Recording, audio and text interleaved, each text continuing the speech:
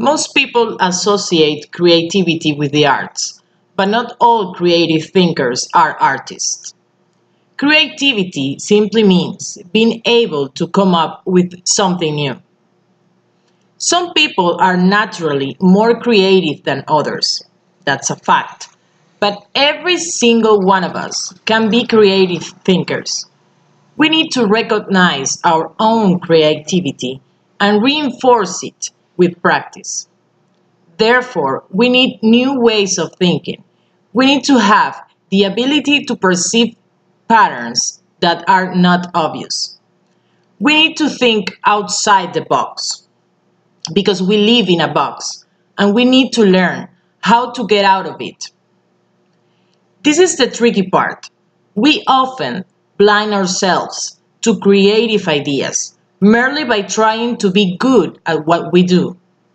We get so deep into our own experiences that it becomes difficult to see the world in any other way. So, how do we go out of the box? We have ideas on how things should be. We have requirements, specifications, and we know how things are because that's the way they have always been. All that information we already have and know is called convergent information. But if we want to go out of that box, we need to add something more. Maybe something which apparently is not relevant or perhaps something silly. That new information that we add to our way of thinking is called divergent information.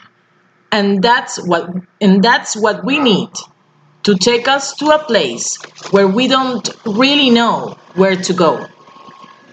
And in that moment is when we have the feeling that we should go back inside the box. Because we have fears and it's difficult to understand the value of something new.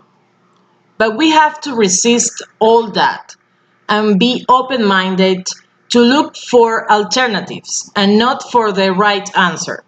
Because when we think creatively, there's no single correct answer. There are many possible alternatives. And finally, we need to remember that we create to feel alive. So, this creative thinking to go out of the box is not a luxury, it's a necessity for us and for our dignity as human beings.